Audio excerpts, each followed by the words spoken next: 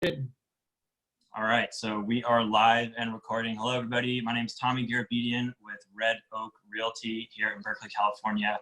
I'm here today with a colleague of mine. He is an architect.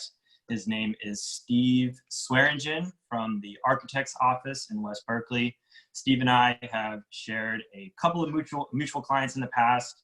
He has been a great source of expertise when it comes to helping my clients understand what they can or can't do with their properties in terms of additions, in terms of adding new units. And today, Steve and I are going to discuss sort of what's been going on in the ADU landscape, especially in California as a whole, but more importantly, how these new rules and regulations have affected Berkeley, Oakland, and cities here in the East Bay. So Steve, if you'd like to say a couple words about what you do in your business. Yeah, thanks, Tommy. It's great to be here. And hello, everybody.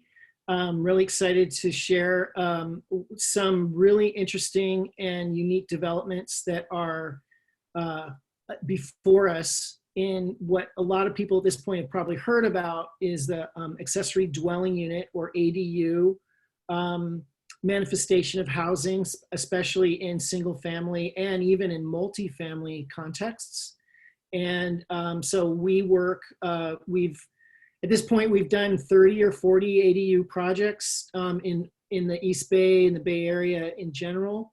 And it is definitely an opportunity for homeowners and building owners to take advantage of some new means to acquire or to create additional housing, which can mean things like families can expand, you can consider a revenue source from it, and you can also improve the value of your estate, if you will, because you've done some development. So Go ahead. Yeah, so let's jump right into it. So January 1st, 2020, we've been hearing about what's going on, that ADU restrictions are going to be released. We know that historically, cities like Oakland, cities like Berkeley have some pretty restricting development rules in place, some zoning regulations that makes it difficult for property owners to expand, and only in certain cases can you do so. So, for example, in Berkeley, the lot size has to be a certain size.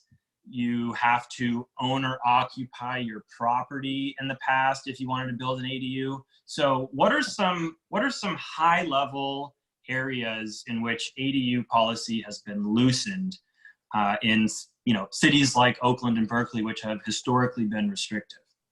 Well, one of the fundamental things, Tommy, was that the state realized that it was relatively imperative to make it easier to provide housing. And they looked across the board at different types of housing. And a fundamental one was in the single family world. And so historically, let me go back a step. You've always been able to have an ADU if you wanted one, if your site supported what the requirements were.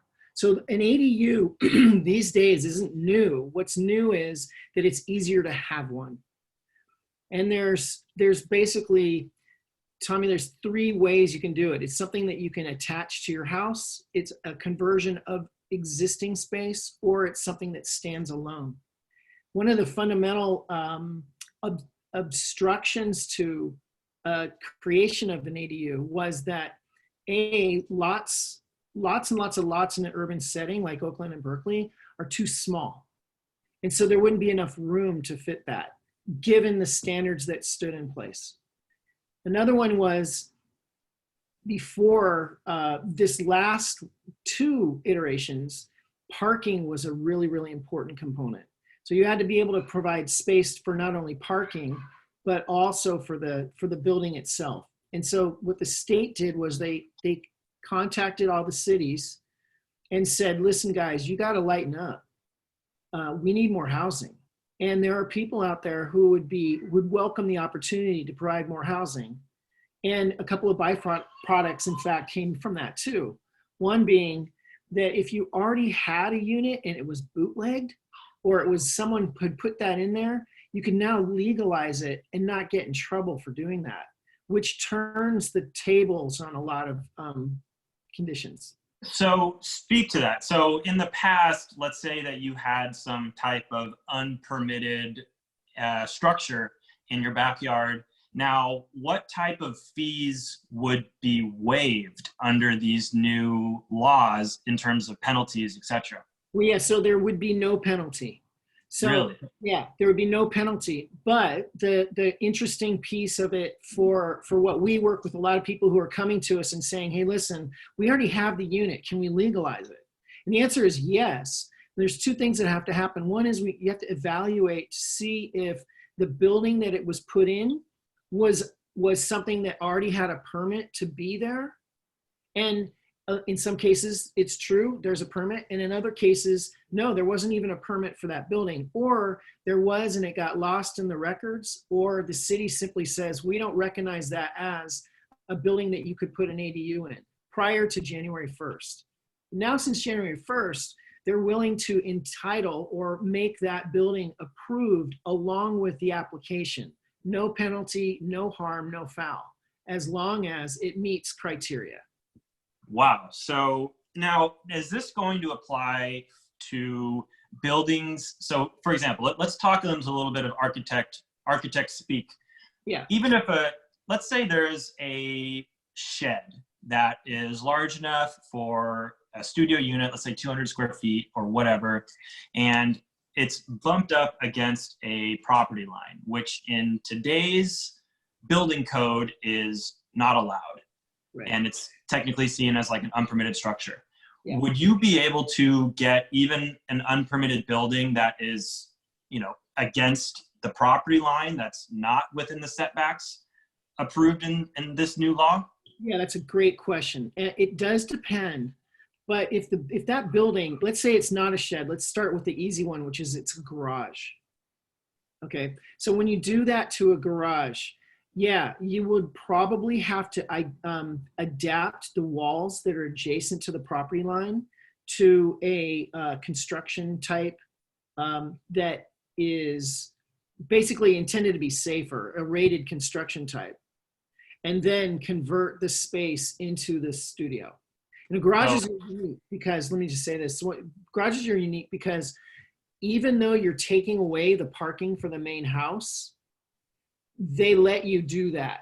As long as there's a room for a car to be on your parcel, it can be in the front yard, it can be in the driveway that leads back to that garage, but you don't have to create a new parking place for the new ADU. So just to summarize, if we're going to summarize just sort of the main points in which this law changed, there's no minimum lot size. Is that what you're telling me? As long as the ADU can fit Correct. within the setbacks. Correct. There's no minimum lot size. There's no additional parking requirements. Correct. And I know that this happened in Berkeley. Now, I'm not sure if it was the same situation in Oakland, but if you were in Berkeley and you were an investor or a non-owner occupying, or if you were an investor or if you rented out your property, they would only allow owner occupants to add an ADU. Yeah, that's off the table. Off the table. So it seems like there's been a lot of incentive that a lot of these cities can't really push back against, and they're sort of forced to comply with these state rules. So it's a lot more lucrative for property owners who wanted to add housing to do so now, and it's going to essentially open up the playing field for most properties in Berkeley and Oakland to do an ADU. So there are some limits. It's true, but the limits that were there made it prohibitive to even ask the question. Now you can ask the question and actually get some substance more than even before January 1st, and so the doors are open. So, I mean, let's just ballpark some numbers. I'm sure you have seen applications increase for ADUs quite significantly since January 1st, 2020. Now, I've done some preliminary, just Berkeley permit office, just to sort of search, and I can tell that applications are, they're compared to this point last year, there's significantly more. Now, would you be able to put a rough estimate on how many more are being applied for? Yeah, I think the numbers are something like 2 years ago, 2017, there was 45 applications when the code flipped once. And then last year, I think in Berkeley, the number was in the 90s. And now I think they've already gotten at least 60 applications. And we're only, we're about halfway through the year. So they're projecting 250 applications in Berkeley this year. I think they're projecting maybe a little bit more, but we're getting close to saying to themselves, wow, that's one per day. Wow. So a significant increase compared to the last previous years. And so just for some people who may have questions about costs. So you're an architect. Now, just to illuminate to everybody, the architect is not actually the person doing the actual construction work, correct? Right, that's right. So we don't build it. We draw and we get the permits ready and describe what gets built to the contractor. So the contractor really is the guy who knows how much it costs, but there's some guides. There's some guides. So would you be able to share any of those guides with us? So what I want to do is just start by saying architects don't necessarily know how much things cost, so don't trust them that much. But here's what we do know. That's fair. Yeah. Here's what we do know is that given that there's 3 different types, let's just go with the easiest to conceive is you're building a brand new ADU in your backyard. And that isn't unlike building a house. It still needs a sewer, it still needs a water line, it still needs power. And if you're in a condition, Berkeley won't let you do gas, but if you're in Oakland, a gas line. And all of those things cost. And the good news is you can tap into the existing house's infrastructure if it's large enough to maintain that. But sometimes you can't. Sometimes there's just not enough electricity coming into the house. Or the position of the sewer pipe just doesn't make it feasible. Those kinds of things. So the initial cost, that first 200 to 300 square feet is going to be the spike cost is what we've nicknamed it. And so in talking to contractors that we work with who do ADUs, that's their business. They're quoting numbers like $500 per square foot for the first 300 square feet or so. And then it flattens. The cost flattens, but and here's the rub: there is a limit to how big you can make your ADU in square feet, but it's not limited by the physical conditions of the site. So in other words, theoretically, you could have an ADU that's bigger than the space you have on your site. So the bigger it gets, the more efficient the cost is. So I'm going to do some quick back of the napkin, back of the envelope math here. So roughly for a 300 square foot ADU, our spike costs are about 150 grand just to get set up. Yeah. And I guess some of the numbers that I'm hearing is, maybe 300 grand ish all in for a new construction ADU. Yeah. And I'm assuming that if it's something within the building envelope or you're carving out a piece of the existing home, those costs are going to go down. But these things aren't cheap. And we need to be very clear that, these things, a lot of people think, I can just go in and, plop down an ADU. Well, it's a significant expense. Now, how you can finance those is a whole nother conversation that we can have at some other time. But I really just wanted to thank you for your time today, Steve Swearengen. I'm going to put a link to some of the new changes in the law in the YouTube description of the video. I'm going to put this in my newsletter as well. Steve, I'm going to put your contact information in my newsletter and in the YouTube description as well. So if anybody has any questions that require Steve's expertise, you're available by email, and I'll put your email in the link.